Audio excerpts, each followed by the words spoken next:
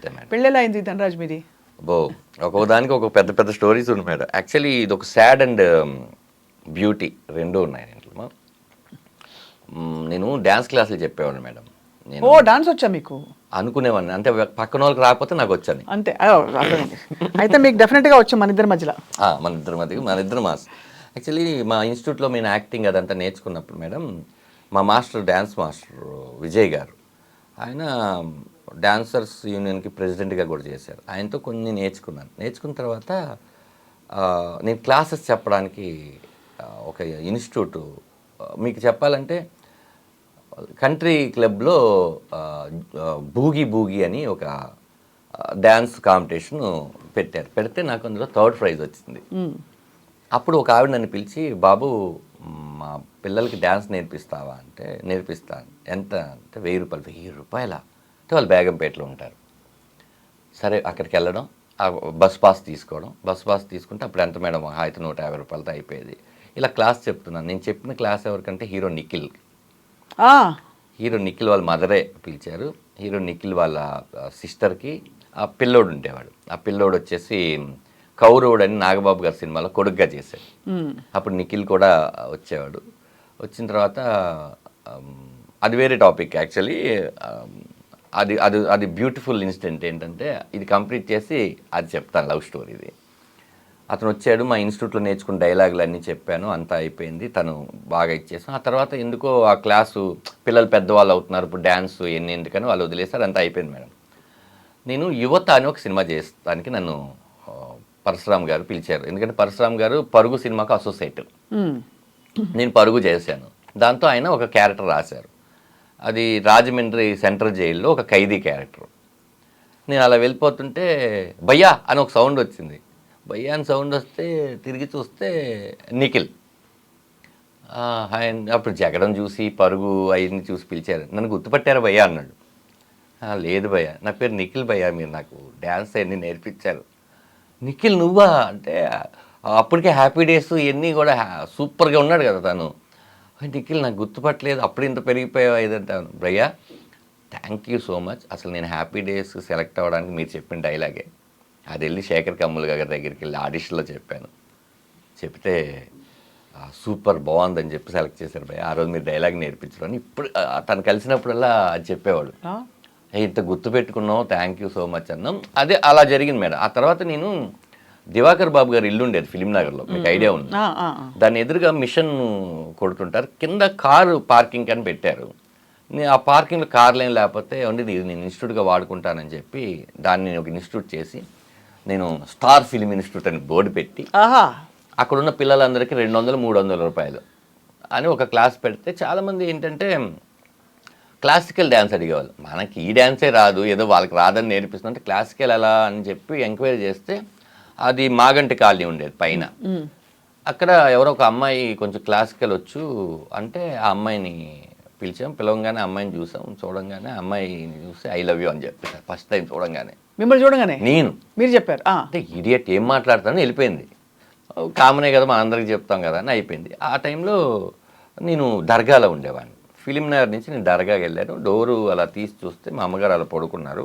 ఏమే తిన్నావా అని అడిగాను, ఏం మాటలేవు. చూస్తే అర్థమైపోయింది మా అమ్మగారు చనిపోయారు. Cancer patient. అప్పుడే 3rd స్టేజ్ కీమోలు అన్నీ చేయించాం, కానీ మన వల్ల స్థాయికి మించి ఆవిడ చెప్పలేదు మనకి. చెప్తే వీడు ఏం చేయగలడు ఇప్పుడు, మనసులో అది పెట్టుకుని కెరీర్లో ఇచ్చేసుకుంటాడు అని చాలా స్ట్రగుల్గా ఉండేది. ఎందుకంటే ఈ డ్యాన్స్ క్లాస్ నుంచి వచ్చే డబ్బులు, లేకపోతే వేరే మనకు ఉపాధి లేదు. అప్పుడు చాలామందికి ఫోన్ చేసాము, అందరి పరిస్థితులు అలాగే ఉన్నాయి. అప్పుడు సర్లే అని ఈ అమ్మాయికి కూడా చేసాం. అందరు చేసే ప్రాసెస్లో రాత్రి 11-12:30కి ఈ అమ్మాయికి కూడా చేస్తే, నీ పక్కన ఎవరు ఉన్నారంటే నా పక్కన వాసు అనే ఫ్రెండ్ ఉన్నాడంటే వాసుని పంపించాను. వాసు వెళ్ళాడు. వచ్చి హాఫ్ అన్ అవర్ తర్వాత దాని దగ్గర డబ్బులు లేవంటారా అని, డబ్బులు లేనప్పుడు ఎందుకు పిలిచింది, ఇక తోడు ఉండాలి కదా నాకు అంటే, లేదా అని ఇదిగోరా అమ్మాయి పట్టీలు, అమ్మాయిది ఏదో ఉంగరం, అమ్మాయి కమ్మలు అవన్నీ ఇచ్చిందిరా. వాకయ్యి నేను పెద్ద అంటే ముందు డబ్బులు వచ్చినాయి అనే దాని మీద ఉండి మార్వాడి షాపు ఒక ఆయన ఉంటే అర్ధరాత్రి లేపి తాకట్టు పెట్టి ఆ డబ్బులతో మా అమ్మగారి ఇదంతా చేసాం. అమ్మాయి వచ్చింది. వస్తే నాకు భయం పుట్టుకుంది. ఏం భయం పుట్టుకుందంటే, ఇప్పుడు నాకేంటంటే అన్నం ఎలా వండుకోవాలో తెలీదు, బట్టలు ఎలా ఉతకాలి, ఇల్లు ఎలా అంట్లు ఎలా తోమాలి, ఇట్లా ఏ థింగు నాకు తెలియదు. ఇలా ఉండిపోయాను. అలా ఉండిపోతే పక్కింటి వాళ్ళు పిలిచి భోజనం పెట్టడం ఇలాంటి థింగ్స్ జరుగుతున్నాయి. కానీ ఇంకా మళ్ళీ రాదా, ఎప్పుడో చిన్నప్పుడు నాన్న కోల్పోయాము, ఇప్పుడు కరెక్ట్గా అమ్మను కోల్పోయాము.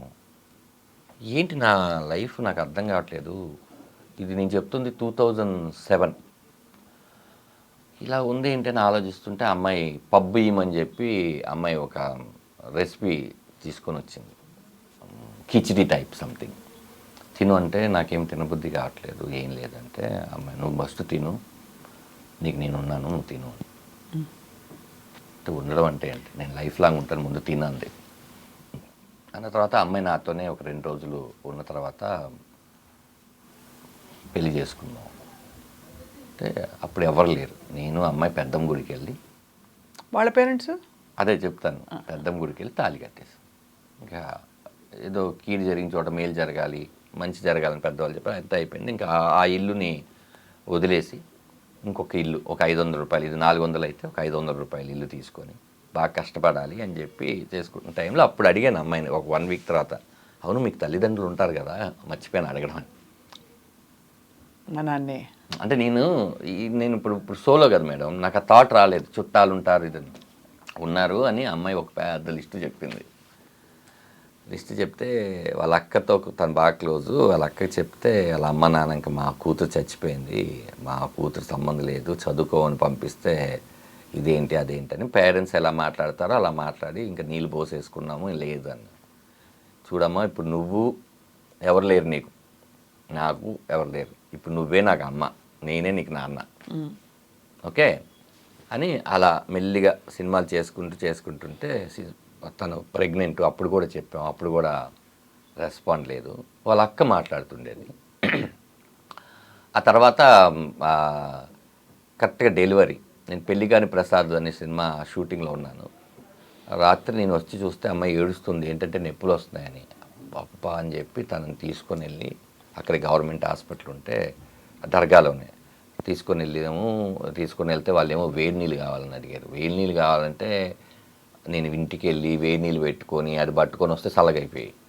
మళ్ళీ వెళ్ళి మళ్ళీ తీసుకొచ్చి ఇట్లా చాలా చాలా అంటే ఆ టైంలో పడాల్సిన పెయిన్ అన్ని నేను కూడా మీరు కూడా ప్రసవ వేదన పడ్డారు. పడి వెళ్ళిన తర్వాత నా చెయ్యి ఇలా పట్టుకొని నువ్వు వెళ్తే నేను కన్నానంటే ఇట్లా చెయ్యి పట్టుకుని ఇట్లుంటే మా పెద్ద అబ్బాయి సుక్కుని కనింది. దాని తర్వాత అది ఇంటున్నా నాకు భయం అలా పట్టుకొని. అంటే ఈ ప్రపంచం మొత్తంలో ఇంకా నాకు ఎటువంటి రిలేషన్స్ ఉన్నా కూడా ఈ బ్లడ్ రిలేషన్స్ కావు, ఫస్ట్ బ్లడ్ రిలేషన్ అంతే కదా. మళ్ళీ నాకు మా నాన్న పుట్టేశాడు అని చెప్పి ఇలా పట్టుకొని అలా చూస్తూ తెల్లారి ఫోన్ చేస్తే అప్పుడు వాళ్ళ అమ్మ వచ్చింది. ఇంకా ఇవన్నీ పోయినాయి, మనవన్నీ చూసుకుంటారు కానీ పోయి. ఇప్పుడు ఎలా ఉందంటే ఇప్పుడు వాళ్ళే నా ఫ్యామిలీ, నన్ను కొడుకు కన్నా ఎక్కువ చూసుకుంటారు, చాలా బాగా చూసుకుంటారు. మా అత్తయ్య కానీ మామయ్య కానీ మా వదినలు కానీ లేకపోతే మా మరదలు కానీ మా మీకు ఒక కుటుంబాన్ని ఇచ్చింది చాలా. అంటే నేను అదే చెప్పాను, నేను నాకు ఆ సినిమా సీతారామం సినిమాలో క్లైమాక్స్లో సుమంత్ గారితో దుల్కర్ గారు మాట్లాడతారు, సార్ ఒకవేళ వెళ్ళిపోవాల్సి వస్తే మీరు వెళ్తారు సార్, నేనే ఉండిపోతాను, నేను అనాథను కాదు సార్, నన్ను కూడా ప్రేమించే వాళ్ళు ఉన్నారంటారు. ఆ డైలాగ్ నాకు చాలా ఇష్టం అనమాట. ఎస్, ఇప్పుడు మనకేంటి బ్లడ్ రిలేషన్స్ ఇద్దరు, ఫ్యామిలీ ఇచ్చింది మా ఆవిడ, ఇంతకు మించి ఉంటుంది మేడం. అంటే ఇది సర్కిల్, అదే భూమి గుండ్రంగా ఎందుకు ఉంది అని దానికి ఇప్పుడు నాకు అర్థమైంది. సో మీరు మీ బిడ్డని పట్టుకున్న సీన్ని మీరు సినిమాలో ఎక్కడో పొందుపరిచారు అన్న విషయం నాకు క్లియర్గా అర్థమైంది. ట్రైలర్లో అది అందరూ చూసారు లేదు నాకు తెలియదు, రిలీజ్ కాలేదు, నేనైతే సీక్రెట్ చూశాను కాబట్టి నాకు సడన్ గా కనెక్ట్ అయింది ధనరాజ్. మేడం ప్రతిదీ కూడా నేను ఎక్కడో చోట ఇన్స్పైర్ అయినవి, లేకపోతే నేను ఎక్కువ బాధపడినవి, ఎక్కువ ఆనందపడినవి పొందుపరిచి, ఎందుకంటే నేను అని చెప్పట్లేదు, ఇలా ప్రతి తండ్రి పడతాడు కదా, అప్పుడు ఈజీగా మోర్ కనెక్టివిటీ ఉంటుంది కదా. అదే ఎక్కడ కూడా ఈ రామం రాగం సినిమాలో మేడం కథని దాటి కామెడీ కానీ ఏదో ఒక సబ్ ప్లాట్ తీసుకొచ్చి పెట్టడం కానీ కాకుండా అలా వాళ్ళకి అర్థమయ్యేవంతంగా నీట్గా ఇది మన ఇంట్లో జరుగుతుందా, అమ్మో ఇది మన ఇంట్లో జరగకూడదు, ఈ 2 విషయాల్ని తీసుకుని చేశాను. చాలా ఇంట్రెస్టింగ్గా ఉంది ధనరాజ్, ద హోల్ అంటే మీ story, Ramam Raghavam teaser and plus మీరు చెప్తున్న స్టోరీ నేపథ్యం, మీకు నిజంగా బోల్డ్ అంత అసలు జీవితం చిన్న వయసులో చూస్తారు మీరు. అవును మేడం, ఇప్పుడు 41కి వచ్చాను నేను. ఈ 20,000 ఒక 20 జై సినిమాకి ఇప్పటికి ఒక 20 సంవత్సరాలు అయి ఉంటాయి. 21 సంవత్సరాలు అంటే యాక్చువల్లీ చాలామందికి ఏంటంటే నాకు కాలేజ్ లేదు, నాకు జాబ్లు, కాలేజ్ తర్వాత అవన్నీ ఏం లేవు మేడం. చాలా చూసి చిన్న వయసులోనే దేవుడు అనం కానీ పరిస్థితులు చాలా చూసాం మేడం. అంటే ఇది నీకు తెలీదా అనేది లేదు మేడం. అలా ఉన్నాయి. అంటే నేను హ్యాపీగా ఫీల్ అవుతుంది ఏంటంటే మన గోళీల ఆటలు తెలుసు, సేమ్ గేమ్ క్యారమ్ బోర్డు తెలుసు, బర్రెలెక్కి ఆడడం తెలుసు, చెరుగ్గల లాగడం తెలుసు, ప్రతి థింగు తెలుసు. మనం ఉన్నప్పుడే టెలిఫోన్లు పోయి సెల్ ఫోన్లు వచ్చి, మొబైటెల్స్ వచ్చి, కంప్యూటర్లు వచ్చి చాలా వచ్చినాయి. అన్నీ చూసుకుంటూ ఈ లైఫ్ మళ్ళీ మనం ఎవరికైనా చెప్పాలి అంటే ఇన్ ఫ్యూచర్ కూడా ఏం డాడీ బియ్యం అనేది వరిలో పండిస్తారా, ఇది సూపర్ మార్కెట్లో దొరుకుద్దేమో అనుకున్నాం అన్న పరిస్థితి నుంచి మనం అన్ని చూసుకొనొచ్చు. అన్ని చూసారు, కరెక్ట్ జనరేషన్లో ఉన్నారు మీరు. అదే మరి ఇంక ఈ జనరేషన్ ఎవరికి రాదు. దీని తర్వాత వాళ్ళందరూ ఇంకా మారిపోయారు కదా. రాదు. అది ఒక చరిత్రలాగా పుస్తకాల్లో ఉంటుంది, అంతే, అనుభవాల్లో ఉండదు. అది అన్నీ బాగుంది మేడం థింగ్. అంటే మళ్ళీ నేను కమ్బ్యాక్ అన్నాలో లేకపోతే ఏమన్నాలో కానీ రామం రాఘవం నాకు చాలా తృప్తినిచ్చింది మేడం. చాలామంది సినిమా చూశారు, నేను చాలామంది సినిమా చూపించిన తర్వాత ఎస్పెషల్లీ లేడీస్ అసలు దీనికి నువ్వు పితృదేవ భావాన్ని పెట్టేయాల్సింది, నేను మాతృదేవ అప్పుడు ఏడ్చాను, మళ్ళీ ఇప్పుడు ఏడుస్తున్నాను అంటే మోర్ కనెక్టివిటీ ఉంటుంది మేడం. చాలా పెయినీగా ఉంటుంది సినిమా. చాలా sensitive and sentimental story, family story. అలానే మీకేంటంటే మెలో డ్రామా పెట్టేసి డ్రమటైజెస్ చేసేసి అలా ఏం లేదు మనకి సినిమాలో. మీకు టీజర్లో చూస్తే ఏంటంటే వాడి గురించే మీరు ఆలోచిస్తున్నారంటే నాకు ఇంకొక ఆలోచన ఏముంది చెప్పు, నేను ఇంటి పేరు మాత్రమే ఇవ్వగలను, మంచి పేరు అతనే కదా తెచ్చుకోవాలి అంటే ఇంకా అంతకు మించింది అదే. అందరికీ ఇంటి పేరు మాత్రమే నానిస్తాడు, దాన్ని నిలబెట్టి కాపాడుకొని మంచి పేరు నువ్వే తెచ్చుకోవాలి. ఇంకొకటి ఉంటుంది మేడం, అదేంటంటే ఆయన ఒక చెట్టుని చూసి అంటాడు, భూమి మంచిదే, విత్తనం మంచిదే, చెట్టు ఎందుకు అలా పెరిగిందో నాకు అర్థం కావట్లేదు. భూమి అమ్మ, విత్తనం నాన్న, ఆ చెట్టు ఎందుకు అలా పెరిగిందో నాకు అర్థం కావట్లేదు. రెండు మంచిదైనప్పుడు అంటే దాని అది పెరిగే దాంట్లోనే చాలా గాలులు, వానలు, చాలా థింగ్స్ తీసుకొని పెరిగి ఉంటుంది అది, లేకపోతే అది అలా పెరగదు. అవును, ఇలా చాలా మంచి మాటలు ఉంటాయి. ఎక్కడికక్కడ ఆలోచింపచేసే పాయింట్స్ ఉన్నాయితే ఉంటాయి మేడం, ఉంటాయి. ఇంకెవరెవరు ఉన్నారు ఇక్కడ తెలిసిన వాళ్ళు? ప్రమోదిని గారు, ఆఫ్ కోర్స్ ప్రమోదిని గారు, 30 years పృథ్వీ గారు, చిత్రం సీన్ గారు, శ్రీనివాస్ రెడ్డి గారు, సత్య, హరీష్ ఉత్తమ్ గారు, ప్రతి క్యారెక్టర్ ఏదైనా మన ఇంటూరి వాసు గారు, అందరూ ఆల్మోస్ట్ సుపరిచిత క్యారెక్టర్స్. మీరు తెలిసి చాలా ఆలోచితంగా కాస్టింగ్ చేశారు అయితే. అవును మేడం, అవును మేడం. అంటే చెప్పే వాళ్ళకి మాత్రం ఏ ఇమేజ్ ఉండకూడదని నేను అనుకున్నాను మేడం. వాళ్ళు అన్ని క్యారెక్టర్ చేస్తున్న వాళ్ళు, ఎందుకంటే ఇందులో నేను రెగ్యులర్గా ఏం చేయించాను. కమెడియన్ అంటే సత్య ఉండగానే సైడ్ కిక్ లాంటి ఒక క్యారెక్టరు, ఓ 4 పంచులు వేసేసి సినిమాలో మీరు చెప్తే చాలామందికి ఇది అవునా అనుకుంటారు. కానీ వెళ్తున్న సిచ్యువేషన్లో ఏదైనా వస్తే మాటలు మీరు నవ్వాలి తప్ప కామెడీ కోసమో, డ్యాన్సుల కోసమో, ఫైట్ల కోసమో ఏది ఉండదండి. ఒక జర్నీ, ఒక రాఘవ అనే ఒక కుర్రాడు, వాళ్ళ నాన్న రాఘవ ఏం చేస్తుంటాడు, వాళ్ళ నాన్న ఏం చేస్తుంటాడు, వీళ్ళిద్దరి మధ్య ఎక్కడ చెడినప్పుడు నాన్న ఎంత బాగా కొడుకు గురించి ఆలోచిస్తే కొడుకు ఎందుకు అర్థం చేసుకోలేకపోయాడు. అలానే కొడుకు ఆలోచించే విధానం తప్పు వాడి పాయింట్ ఆఫ్ వ్యూ తప్పు కానప్పుడు ఈ ప్రపంచంలో ఏం చెప్పినా వాడు వినడం అంతే. అలాంటప్పుడు వీళ్ళిద్దరు కలుసుకుంటే బాగుంటుంది. ఆ తండ్రి అపురూపంగా ఆ రోజు పుట్టింది నా కొడుకు మాత్రమే కాదు, తండ్రిగా నేను కూడా అని చెప్పడం చాలా పెద్ద డైలాగ్ అది.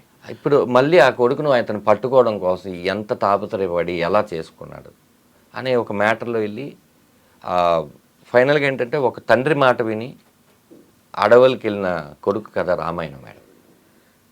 ఇక్కడ ఒక కొడుకు మాట విని ఇంకా చాలా దూరం వెళ్ళిన తండ్రి కథ రామం రాఘవం. బ్యూటిఫుల్. రామం రాఘవం ఒకటే అని ఎండ్ చేశారు మీ ట్రైలర్ని కూడా. అవును మేడం, అది అవును మేడం, చాలా లవ్లీగా ఉంది. ధనరాజ్, అయితే మీ చిన్న కోరిక ఏంటంటే మనం మళ్ళీ కలవాలి సినిమా రిలీజ్కి ముందే, కలిసి మీ టీంతో ఈ సినిమాలో నటించిన ప్రధాన భూమికలో ఉండే ఎవరైనా సరే తప్పకుండా మేము పలకరిస్తాం, వాళ్ళని కూడా వాళ్ళ ఎక్స్పీరియన్సెస్ తెలుసుకుంటాం రామం రాఘవం సినిమాకి సంబంధించి. బట్ మీ స్టోరీ విని వెరీ వెరీ ఇన్స్పైర్డ్. అండ్ ఈ ఇన్స్పైరింగ్ స్టోరీ ఇంకా బోల్డ్ మలుపులు తిరిగి మీరే ఊహించినంత సక్సెస్ మీకు రావాలని కోరుకుంటున్నాం. Madam thank you. అంటే మీ షోలో నేను ఒకటి అప్పీల్ చేసుకుందాం అనుకుంటున్నాను ఏంటంటే మీరు సినిమా థియేటర్కి వచ్చి సినిమా చూసి బాగోలేదు అని చెప్పే హక్కు మీకు ఎప్పుడు ఉంటుందంటే మీరు టికెట్ పెట్టి డబ్బులు కొన్నప్పుడు. అవును, కరెక్టే. అదే పక్కన వాళ్ళు ఎవరో సినిమా చూసి బాగాలేదని వాళ్ళ అభిప్రాయం చెప్తే అవునా బాగాలేదు కదా అని చెప్పి వెళ్ళకపోవడం అనేది మీరు ఇంకోళ్ళ మీద డిఫెండ్ అయినట్టు. కరెక్టే. అవును. మీ హక్కు ఎప్పుడు మీరు వినియోగించుకుంటారంటే మీరు తిట్టాలన్నా ఏది చేయాలన్నా మీ డబ్బులతో మీరు సినిమా కొనుక్కొని చూసినప్పుడు. ఎందుకంటే అతనికి నచ్చిన కొన్ని విషయాలు మీకు నచ్చకపోవచ్చు, ఒక్కొక్కరిది ఒక్కొక్క ఐడియాలజీలో ఉంటాం కాబట్టి. ముందు ధనరాజ్ అనేవాడు 2 ఇయర్స్ నుంచి ఏమీ చేయకుండా ఈ స్క్రిప్ట్ని నమ్ముకొని సముద్రకని గారని ఒక మహా నటుని పెట్టుకొని అతన్ని కూడా ఒప్పించి, నాటే ఈజీ ఏదో సముద్రకని గారికి డబ్బులు ఇస్తే ఒప్పేసుకోరు ఆయన, ఒక మంచి సినిమాని వీళ్ళు తీసి మాకు చూపిద్దాం అన్న కోసం తీశారు కదా. సరే ఏదో నేను ఎన్నో ఖర్చు పెడుతూ ఉంటాను, ఆ 2 గంటలు ఒక ఎక్స్పీరియన్స్ని మందేమి రేట్లు పెంచేసేసి పెట్టేసే సినిమా కాదు. ఆ 150 రూపాయలు అందుబాటులో ఉన్న రేట్లో ఒకసారి చూద్దామని జనాలు అందరూ వస్తే నేను చెప్తున్నాను మేడం, ఇది బిగ్ ఛాలెంజ్ అంటారో లేకపోతే మీ షోలో నేను చెప్తున్నాను, మీరు కనుక ఎవరైనా ఈ సినిమా చూసి బాగోలేదు అంటే నేను ఇలాంటి ప్రయత్నాలు ఎప్పుడూ చేయను మేడం.